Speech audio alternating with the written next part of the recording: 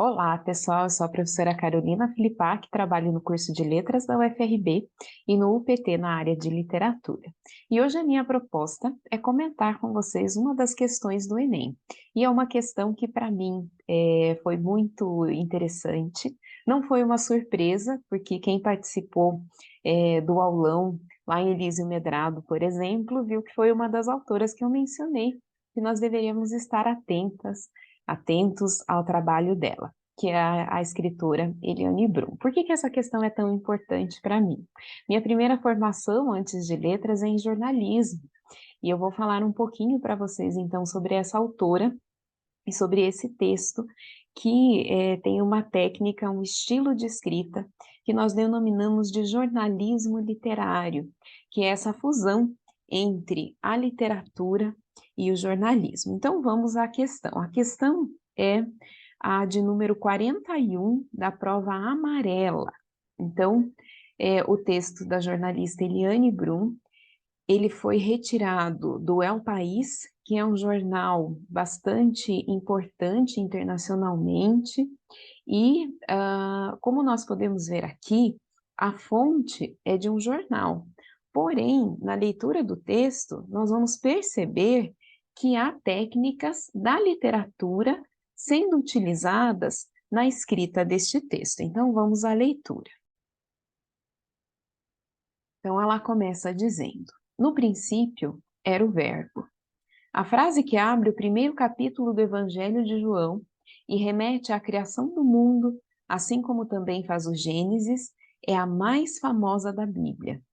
A ideia de que o mundo é criado pela palavra, porém, é tão estruturante que está presente em outras religiões, para além das fundadas no cristianismo. Como humanos, a linguagem é o mundo que habitamos. Basta tentar imaginar um mundo em que não podemos usar palavras para dizer de nós e dos outros para compreender o que isso significa. Ou um mundo em que aquilo que você diz não é entendido pelo outro, e o que o outro não diz, e o que o outro diz não é entendido por você. O que acontece então quando a palavra é destruída e com ela a linguagem? Durante séculos, em diferentes sociedades e línguas, é importante lembrar, a linguagem serviu e ainda serve para manter privilégios de grupos de poder e deixa todos os outros de fora.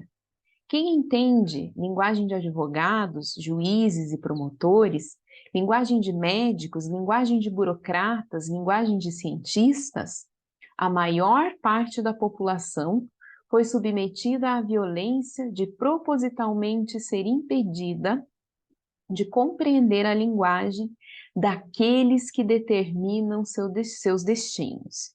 Se o princípio é o verbo, o fim pode ser o silenciamento, mesmo que ele seja cheio de gritos entre aqueles que já não têm linguagem comum para compreender uns aos outros. Então vejam que, apesar de ser um texto publicado em um jornal, ele traz a intertextualidade com a questão bíblica, ele traz metáforas, né? Diferente de um texto jornalístico comum. O texto jornalístico comum, em geral, ele é objetivo, ele responde o que, quem, quando, onde, como e por quê.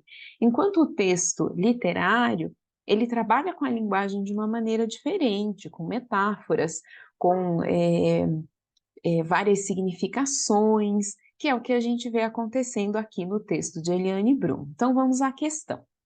Então, o que a questão pede para nós? Nesse texto, a estratégia usada para convencer o leitor de que uma grande parcela da população não compreende a linguagem daqueles que detêm o poder foi revelar a origem religiosa da linguagem. Ela fala da linguagem e de sua importância na questão religiosa, contudo, não é esse o argumento, a estratégia. Questionar o temor sobre o futuro da linguagem. Então, ela diz aqui, né, o que acontece quando a palavra é destruída e com ela a linguagem. Mas ela apresenta dados com relação a isso, a opinião dela com relação a isso, e de como a linguagem é utilizada para manter privilégios. Então, também essa não é a nossa opção. Descrever a relação entre sociedade e linguagem, ela aborda isso, mas não é o argumento, a estratégia. Nós precisamos estar atentos ao que a pergunta, ao que a questão enunciado nos pede. Apresentar as consequências do esfacelamento da linguagem? Também não. Então, só nos restou a letra E. Criticar o obstáculo promovido pelos usos especializados da linguagem. Então, quem é que são os detentores de poder, como diz aqui? Né? São aqueles que determinam seus destinos, ou seja, os advogados, juízes, promotores, médicos, burocratas. Então, quem não pode, quem não consegue entender essa linguagem especializada, tem direitos negados, o acesso à informação fica prejudicado. Então, é neste sentido que ela aborda aqui. Então, a partir desse texto de Eliane Brum, eu gostaria de falar com vocês um pouquinho sobre o jornalismo literário, o New Journalism, que, em tese, surge nos Estados Unidos a partir de 1956, com a publicação de algumas reportagens mais curtas, não de textos de livros, né, propriamente ditos, mas de textos em revistas especializadas.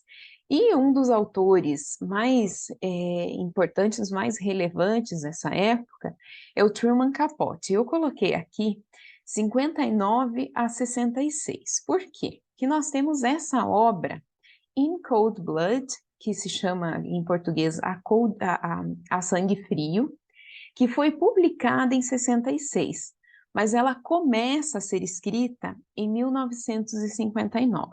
Então, o Truman Capote é um jornalista e ocorre que uma família no Kansas é assassinada. E aí, então, o Truman ouve essa história e vai até a cidade para tentar investigar e saber o que aconteceu.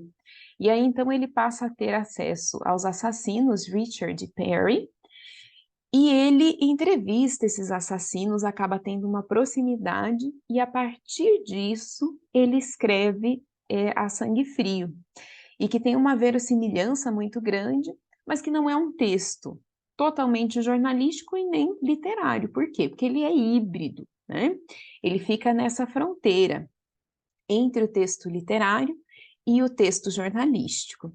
E cada vez mais nós vemos isso acontecendo, né? Essa utilização de técnicas da literatura para a escrita de textos jornalísticos. Então, por isso que é importante nós estarmos atentos a esse estilo de escrita quando nós estamos nos preparando para Enem e para vestibulares. Então, por que eu digo que, em tese, começou nos Estados Unidos? Porque nós já temos registros de escrita jornalística que são anteriores a esta data.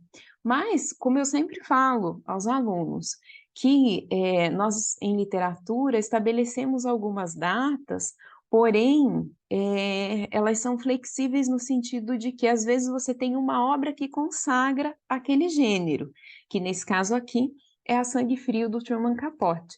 Porém, em 1902, aqui no Brasil, nós já tínhamos Euclides da Cunha, com Os Sertões, escrevendo dessa forma, João do Rio, com o texto Favela, que foi publicado na Gazeta de Notícias em 1903, o colombiano Gabriel Garcia Marques, na década de 60, e Gabriel Garcia Marques, inclusive, foi citado, né, um texto dele na prova de Ciências Humanas. Então, o que é o jornalismo literário? O jornalismo literário é uma apropriação das técnicas da literatura para a escrita do texto jornalístico. Então, aqui nós vamos, eu vou trazer para vocês um exemplo de um texto, de um livro, uma obra que eu acho maravilhosa, que se chama O Nascimento de Joyce, que é da jornalista Fabiana Moraes. E ela vai falar sobre uma cirurgia de transição, um processo de transição sexual. E olha, em vez de dizer, né, que a cirurgia aconteceu em tal hospital, a tal horário, com tais profissionais, ela adota uma técnica diferente, uma técnica literária para falar sobre esse acontecimento. Então, o título é O Nascimento de Joyce. Joyce Melo da Silva nasceu no dia 22 de novembro de 2010, às 12h30. Pesava 74 quilos e media 1,63 m de altura. Naquele dia, mais 7 partos foram realizados no Hospital das Clínicas, na cidade universitária de Recife. O de Joyce foi, sem dúvida, o mais complicado de todos. Durou quase 7 anos e envolveu uma série de especialistas. Aí continua e ela diz assim: quando Joyce nasceu, morreu João Batista, 51 anos, filho de Irene e Eupídio Luiz. Foram os dois que ensinaram o garoto a plantar milho, mandioca, feijão. Então vejam que ela está falando dessa nova pessoa que nasce a partir dessa cirurgia, mas ela é uma reportagem jornalística, em que ela traz essa percepção, essa descrição, utilizando recursos da literatura. Como é que um parto pode durar 7 anos, né? É a literatura que traz. Ela poderia ter dito, na linguagem jornalística, que a transição, o processo demorou 7 anos, mas ela utilizou uma metáfora, a metáfora do parto. Então, voltando aqui para Eliane Brum, então Eliane Brum é uma autora de Ijuí, do Rio Grande do Sul, e ela já trabalhou em grandes jornais, já publicou em grandes portais, no Zero Hora, na Época, no El País, no The Guardian, na Inglaterra. Ela é autora também de documentários, e ela é certamente a jornalista mais premiada, a jornalista brasileira mais premiada da atualidade. Eu sempre digo a vocês que nós temos que estar atento a quem ganha prêmio Jabuti, prêmio ESSO, né? Quem é lembrado pela mídia, pelas organizações. Então, a Eliane Brum é uma dessas pessoas às quais nós temos que prestar atenção. Então, aqui eu fiz um apanhado geral das obras dela. Então, essa daqui está esgotada, que chama Coluna Prestes, O Avesso da Lenda, publicado em 94, foi o primeiro livro publicado dela que foi teve uma grande repercussão. O de 2006, A Vida que Ninguém Vê, é uma coletânea de textos jornalísticos que ela escreveu quando ela trabalhava no Zero Hora, né, o jornal do Rio Grande do Sul.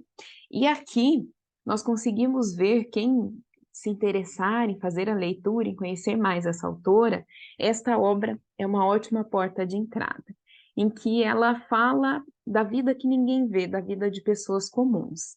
Aqui ela vai falar tem um texto que se chama Enterro de Pobre, que ela vai falar sobre um casal que perdeu um filho no hospital. E aí ela diz assim: não há nada mais triste do que o enterro de pobre, porque pobre começa a ser enterrado em vida. Quem diz é Antônio, um homem esculpido pelo barro, de uma humildade mais antiga do que ele. Um homem que tem vergonha até de falar, e quando fala, teme falar alto demais.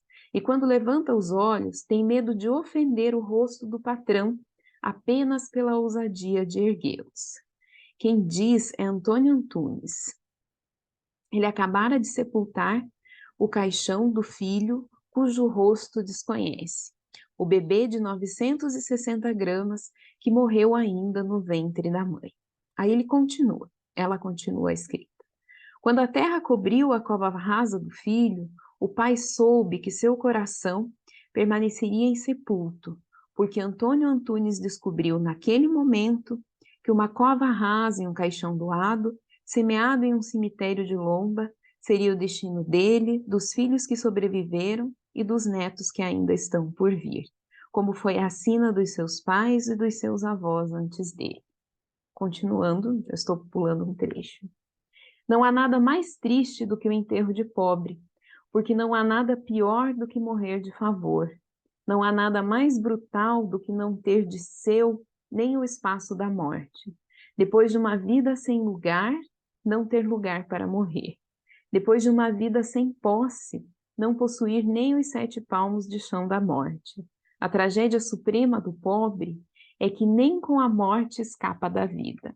Então, nesse texto, nós vemos a autora tratando da desigualdade social, poderia ser um texto informativo, falando da morte de uma criança num hospital, numa cidade, mas ela traz essa linguagem literária.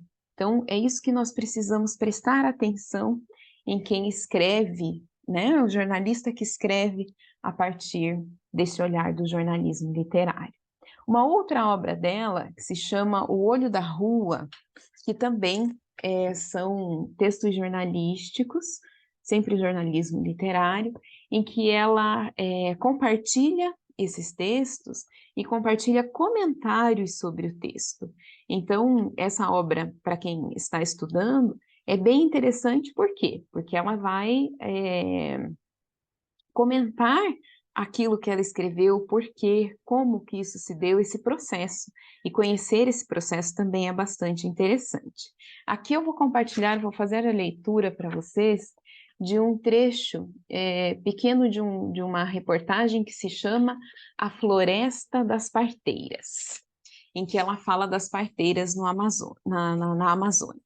Ela diz assim: elas nasceram do ventre úmido da Amazônia, no norte extremo do Brasil, do estado ainda desgarrado do noticiário chamado Amapá. O país não as escuta porque perdeu o ouvido para os sons do conhecimento antigo, a toada de suas cantigas.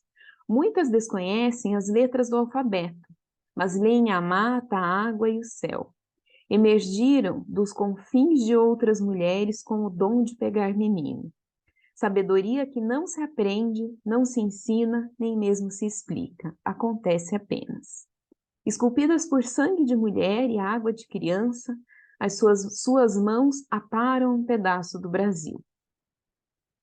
Para as parteiras da floresta, que guardaram a tradição graças ao isolamento geográfico de seu berço, é mais fácil compreender que um boto irrompa do igarapé para fecundar a moça donzela do que aceitar que uma mulher marque dia e hora para arrancar o filho à força. Então vejam a riqueza desse texto, em que ela fala desse lugar que não recebe atenção da mídia, né, o Amapá. Ela fala das tradições, ela fala das lendas, ela fala da profissão das parteiras no Amazonas, né, perdão, na Amazônia. Então vejam que é a partir desse olhar da literatura que ela relata os fatos, né, que a reportagem jornalística pede. Aí depois ela tem, além dessas obras em que ela publica as suas reportagens, ela tem também textos literários, né, obras ficcionais. Então tem duas, que eu tenho aqui também comigo. A Menina Quebrada, já de 2013, são colunas que ela republica. E outra obra literária também é Os Meus Desacontecimentos. E, por fim, nós chegamos ao Banzeiro Ocotó, de 2021. Então, Eliane Brum, ela decide, como ela é uma jornalista, escritora e ativista, ela se envolve muito com a questão da construção da usina de Belo Monte, e ela se muda, né, sai do Rio Grande do Sul, ou de São Paulo, por onde ela passou também, e vai para Altamira, no Pará. E de lá, e ela passa a viver lá, né? E ela publicou, então, o Banzeiro Ocotó, que eu trago aqui um trecho para vocês. Então, ela diz assim: o Estado voltou não para garantir direitos, mas para construir ruínas. E as ilhas quilombos viraram água. Árvores mortas estendem seus braços esquálidos em direção ao céu, tornadas estátuas de desespero. E a pele do rio apodrece, a água agora cheira a cadáver. Eu escuto as vidas barradas do Xingu e fracasso em convertê-las em palavras. Fracassar é uma condição de quem escreve. A vida sempre escapa. A vida transborda, a vida é maior. A vida flui na palavra, mas não aceita ser barrada por ela. A vida é rio que não se submete a hidrelétricas. Quem me ensinou que escrever é um ato do corpo, e no corpo foi o rio Xingu. Desde então eu sei. Só o que tenho para oferecer sou eu mesma, este corpo feito de palavras, cicatrizes que, ao escrever sobre outras, tatuei em mim. Então, essa obra mais recente da autora, e ela é interessantíssima, por quê? Porque ela utiliza também a linguagem neutra, né? Então, em vez de escrever outros, outras, ela se utiliza outres. Então, é um texto que eu imagino que deve aparecer também, ele causa polêmica por conta do uso dessa linguagem. Então, eu imagino que é um texto que mereça a nossa atenção para outras provas, para outros vestibulares. Voltando aqui em A Vida que Ninguém Vê, esse texto, então, ele foi vencedor do Prêmio Jabuti de reportagem em 2007. E ele teve 13 edições, né? Ele foi publicado e republicado várias vezes. Então, é interessante e importante porque nós conseguimos ver que é uma escritora que tem muita repercussão, que está sendo muito vendida. Como eu sempre digo, a gente precisa prestar atenção em quem está na mídia, e quem está publicando textos polêmicos. Eliane Brum, ela publica não só aqui no Brasil, né? Ela publica no exterior também. Então, os textos dela são muito relevantes. E o jornalismo literário está cada vez mais forte, porque o jornalismo ele sofre mudanças por conta das novas tecnologias, da mídia. Então, são produções que chamam bastante atenção e que é importante que nós prestemos atenção nesse momento de preparação para Enem e vestibulares. E aqui tem mais um texto, também jornalístico, que eu gostaria de destacar, publicado no El País em maio de 2019, né? Que se chama Eu mais um, mais um, mais um. A responsabilidade de cada um na luta contra a destruição do Brasil. Aprendi com o poeta Hélio Alves da Silva. Ele era pescador. Mas a hidrelétrica de Belo Monte roubou-lhe o rio. Como pesca o pescador sem rio? Poderíamos estender a pergunta. Como pesquisa o estudante sem bolsa? Como ensina o professor sem condições de trabalho? Como se mantém a universidade sem recursos? Como vive no presente o trabalhador sem perspectiva de futuro por um projeto de previdência que pune os mais pobres? Como os povos da floresta protegem a Amazônia quando o ministro contra o meio ambiente destrói o sistema de proteção para arrancar lucro privado de terras públicas? Então, esse texto, ela vai trazer, né, chamar a nossa atenção para as questões ambientais, mas não só. Ela traz, lança luz a diversos problemas do Brasil, né? Como, por exemplo, a falta de recursos para bolsas de estudos, a desvalorização e a falta de condições de trabalho dos professores, a questão da manutenção da universidade, né? Em um contexto político, social, em que a autora destaca. Então, é uma autora que é bastante importante, é uma autora que eu tenho certeza que estará outras vezes no Enem e a qual nós precisamos estar atentos. E também, não só Eliane Brum, mas também, por exemplo, a Fabiana Moraes, né, do Nascimento de Joyce, e outros autores, outros jornalistas que escrevam utilizando-se das técnicas da literatura, nesse gênero, portanto, né, que é de literatura não ficcional. Então, o jornalismo literário, ele é também chamado de literatura não ficcional ou literatura da realidade. E são textos que, como vocês viram nesta prova do Enem, para além dos autores clássicos de Machado, de Clarice, de Olavo Bilac, né, e tantos outros autores de renome na literatura brasileira, nós temos também os autores contemporâneos que foram muito explorados, né? Itamar Vieira Júnior, Eliane Brum, Jair de Arraes, enfim. Então, é importante estar atento, é importante conhecer Conceição Evaristo, né, que também foi abordada nesta prova, Carolina Maria de Jesus. Então, são autores mais contemporâneos.